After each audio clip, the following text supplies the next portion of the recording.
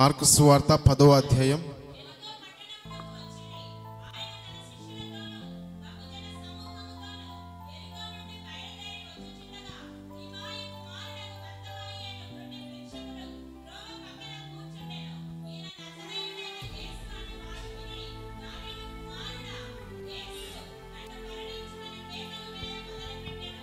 ఆమేన్.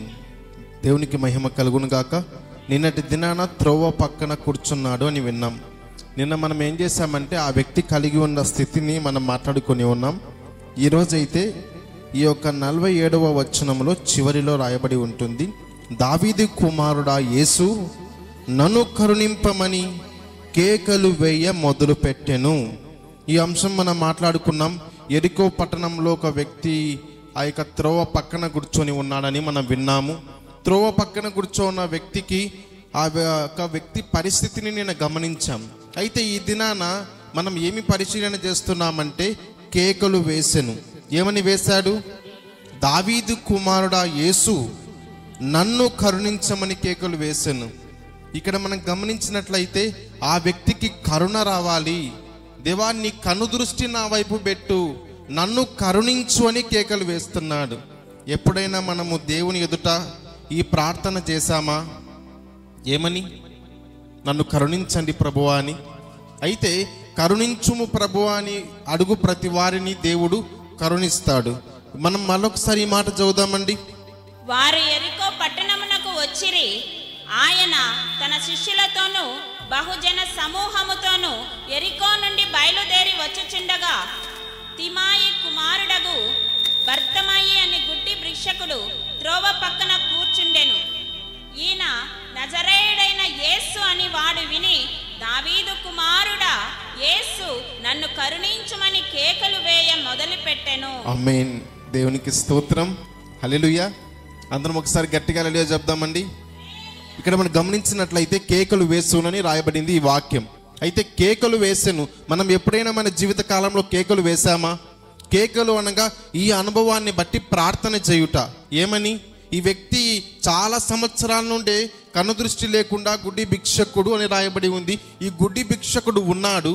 గుడ్డి భిక్షకుడు అంటే అప్పటికప్పుడు కలిగిన రోగము కానే కాదు. చాలా సంవత్సరాల నుంచి ఉన్నటువంటి రోగము. అనారోగ్యంతో బాధపడుతూ బలహీనత చేత ఉండగా ఈ వ్యక్తి వెలుగును చూస్తాడా? వెలుగును చూడలేడు. ఎప్పుడు చీకటినే చూస్తూ చీకటిని అనుభవిస్తున్న వ్యక్తి. మరొక మాటలో చెప్పాలి అంటే లోకమంతా వెలుగు చూస్తూ ఉంది. వెలుగు పడిన ఈ వ్యక్తి ఏం చూస్తున్నాడు? చీకటినే చూస్తున్నాడు. లోకమంతా వెలుగు, ఈ వ్యక్తి కనులు చీకటిలో ఉన్నాయి. ఈ వ్యక్తి కళ్ళు తెరిచిన చూడడానికి ఈ వ్యక్తి కళ్ళు ఆ యొక్క కంటి దృష్టి లేదు కాబట్టి చీకటిలో జీవిస్తున్నాడు. యేసుక్రీస్తు ప్రభువుల వారు ఎందుకు వచ్చారు అంటే చీకటిలో నివసించు ప్రజలను వెలుగులోనికి నడిపించుటకు. కాబట్టి ఈ వ్యక్తి కూడా ఒక రకముగా శరీరపరమైన చీకటిలో అనారోగ్యంతో జీవిస్తూ ఉండగా యేసుక్రీస్తు ప్రభువుల వారు ఆ మార్గంలో వెళ్తూ ఉంటే, దావీదు కుమారుడా నన్ను కరుణించమని కేకలు వేసెను. ఈ వేసిన కేక ఎటువంటిది అంటే, దేవా నన్ను కరుణించు. మనుషులను అడిగాను, నన్ను కరుణించువారు లేరు. ఎంతో మందిని అడిగాను, వైద్యుల దగ్గరికి వెళ్ళి ఉంటే కనుదృష్టికి రాదు అని చెప్పి ఉండొచ్చు. ఇప్పుడే కాదు, ఆ రోజుల్లో కూడా అనేకమైన వైద్యులు ఉండేవారు. వారికి తెలిసిన వైద్యము చేత కనులను చూసినప్పుడు వారికి నీకు కనుదృష్టి ఎప్పుడు రాదని చెప్పి ఉండొచ్చు. అయితే పరమ వైద్యుని దగ్గర జరగదు అనేది లేదు, కాదు అనేది ఉండదు. డాక్టర్స్ దగ్గర మనుషుల దగ్గర ఉంటుందేమో, దేవుని దగ్గర జరగదు అనే పదమే లేదు. ముసలితనమందు వృద్ధుడైనటువంటి అబ్రహాము జీవితంలో శారా గర్భము మృత తుల్యమైన ఉండగా దేవుడు ఏమన్నాడు? నీకు కుమారుణ్ణి ఇస్తానని వాగ్దానం ఇచ్చాడు. సమయము గతించిన ఇచ్చిన మాట తప్పలేదు. అదేవిధంగా యేసుక్రీస్తు ప్రభువుల వారు వచ్చి ఆ వ్యక్తిని కనుగొనుటకు ఈ వ్యక్తి పిలిచాడు. నన్ను కరుణించమని కేక వేస్తున్నప్పుడు ఆ కేక వినబడినది. మన జీవితంలో ఇంకా జీవితం అయిపోయింది అనే పరిస్థితుల గుండా మనం వెళ్తూ ఉండగా ఏం చేయాలి అంటే కేక వేసే అనుభవం ఉండాలి. ఒకానొక సమయంలో ఒక భార్యాభర్త వారి ఇంటిలో ఒక తాడు, ఒక రోపు కట్టాలని అనుకున్నారు. అయితే వాళ్ళు ఏం చేశారంటే ఇంటి బయట ఒక తాడు కడదాం అనుకున్నారు. ఆ తాడు కట్టేటప్పుడు ఆ యొక్క వ్యక్తి సుత్తి ఒక మేకు పట్టుకొని చీల పైన నిచ్చెన పైకి ఎక్కి కొడుతున్నాడంట. కొడుతూ ఉంటే అంత బాగానే ఉంది, అంత లోపల భార్య వచ్చింది. ఏమండి ఆ చెప్పు అంటున్నాడు. మరలా సుత్తితో ఏం చేస్తున్నాడండి, ఆ మేకును కొడుతూ ఉన్నాడు. కొడుతుంటే ఏమండి క్రిస్మస్ పండుగ వస్తుంది, నాకు పట్టు చీర కావాలనిందంట. పొరపాటుగా మేకు మీద పడవలసిన ఆ యొక్క దెబ్బ చేతి మీద పడింది, వేలి మీద పడింది. అప్పుడు వరకు వచ్చినటువంటి పాట దేవుణ్ణి స్తుతించుడి ఎల్లాప్పుడు అని పాడాడు. ఆ పడిన వేటు పడగానే ఆ వ్యక్తి కేక మారిపోయింది, పాట మారిపోయింది. అప్పుడు వరకు స్తుతించిన వ్యక్తి ఇప్పుడు ఏమని చేస్తున్నారంటే తన భాషలో తనకున్నటువంటి కోపం వచ్చినప్పుడు లేదంటే బాధ కలిగినప్పుడు వచ్చే మాట్లాడకూడని భాషను వాడుతూ ఆ వాళ్ళ యొక్క భార్యను తిడుతున్నాడు. చాలా ఘోరమైన లాంగ్వేజ్ భాషను యూజ్ చేశాడు. అంతవరకు ఏముంది, స్తుతి ఉంది. ఇప్పుడు ఏమైపోయింది, మాట మారింది. అయితే మన జీవితంలో మాటలు చాలా ప్రాముఖ్యమైనవి. బంధాలు కలవాలన్నా, బంధాలు విడిపోవాలన్నా మాట తీరు కావాలి. ఒకవేళ మనం చేసేది ఏదైనా కోపంగా చేశామనుకోండి, అది ఏది జరగదు. మంచి చెప్పినా కోపముగా చెప్పడం వల్ల జరగదు. మృదువైన మాట కోపమును చల్లార్చును. ఎటువంటి మాట అయినా సరే ఎటుండాలి, మృదువంగా ఉండాలి. మనకు మ్యూజిక్ ప్లే చేసేటప్పుడు గిటార్ కానీ చాలా మధురంగా ఉంటుంది. ఎలా పడితే అలా ప్లే చేస్తే చాలా గందరగోళంగా ఉంటుంది. మన జీవితంలో కూడా మనం చేయుచున్న పనిలో కేక వేయుచున్న అనుభవంలో మనం ఉండాలి. అదేవిధంగా మనం ఒక మాట గమనిద్దామండి. పరిశుద్ధ గ్రంథంలో మరి ఒక వ్యక్తి కేక వేశారు. ఎవరు? మత్తయి సువార్త 15వ అధ్యాయం 22వ వచనం. మత్తయి సువార్త 15వ అధ్యాయం 22వ వచనం చదువుకుందాం. ప్రాంతమునకు వెళ్ళగా ఇదిగో ఆ ప్రాంతముల నుండి కనాను స్త్రీ ఒకటి వచ్చి, ప్రభువా, దావీదు కుమారుడా, నన్ను కరుణించుము, నా కుమార్తె దయ్యము పట్టి బహు బాధపడుచున్నదని కేకలు వేసెను. ఆమేన్. దేవునికి మహిమ కలుగును గాక. ఆ యొక్క వ్యక్తి గుడ్డి భిక్షకుడు వేసిన కేక అదే విధంగా పరిశుద్ధ గ్రంథములో మత్తయి సువార్త 15వ అధ్యాయములో 21వ వచనం నుంచి మనం చదువుకున్నట్లయితే ఇక్కడ ఒక కానాను స్త్రీ ఏం చేస్తూ ఉందండి, కేక వేస్తూ ఉంది. ప్రభువా, దావీదు కుమారుడా, నన్ను కరుణించుము. ఏమంటా ఉంది, మళ్ళీ ఒకసారి చదువుతామండి. దావీదు కుమారుడా, నన్ను కరుణించుము, నా కుమార్తె దయ్యము పట్టి బహు బాధపడుచున్నదని కేకలు వేసెను. ఈమె వెళ్ళి చేసిన ప్రార్థన ఏంటండి? కుమార్తెను బాగు చేయమనిందా? మొట్టమొదటిగా ఆమెను కరుణించమనిందా? నన్ను కరుణించి నా కుమార్తెను బాగు చేయమంటా ఉంది. సరే, దేవుడు ఏమన్నాడు? ఆమె మాట విన్నాడా? విన్నాడు. ఏం పట్టించుకోలేదు. ఎందుకు పట్టించుకోలేదంటారు? మీరు చెప్పండి, ఎందుకు పట్టించుకోలేదంటారు? ఈమె వచ్చి గట్టిగా కేకలు వేస్తుంది, అయ్యా నా కుమార్తెను బాగు చేయి, నా కుమార్తెను బాగు చేయి, దయ్యం బట్టి బాధపడతా ఉంది, బాగు చేయి అంటే మౌనంగా ఉన్నాడు. నేను నీకోసం రాలేదు పోమ్మా, నేను ఇక్కడికి రాలేదు పో అంటున్నాడు. ఎందుకన్నాడు? ఆమె చేసిన ప్రార్థన ఒకటి, ఆమె అడిగినది నన్ను కరుణించి నా కుమార్తెను బాగు చేయమంటా ఉంది. అయితే యేసుప్రభు వారు మౌనంగా ఉన్నారు. శిష్యులు వచ్చి అంటున్నారు, అయ్యా, చనిపోయిన వారిని బ్రతికించావు, గుడ్డి వారిని స్వస్థపరిచావు, ఈమె వచ్చి కేకలు వేస్తా ఉంటే ఎందుకు మౌనంగా ఉన్నారు అంటే, యేసుక్రీస్తు ప్రభు వారు అన్నారు, నేను నీకోసం రాలేదులే, ఉన్నీలే నేను అని మౌనంగా ఉన్నారు. ఆ తీరు కొంచెం సైలెంట్గా ఉన్నారు. ఎందుకు అంటే ఆమె చేసిన ప్రార్థన ఏంటి అంటే నన్ను కరుణించుమని ప్రార్థన చేసింది, తన కుమార్తెను బాగు చేయమనింది. కానాను స్త్రీ అనగా ఎవరు అంటే పాపములో జీవిస్తున్న స్త్రీ. కానానీయులు పాపములు చేసిన వారు.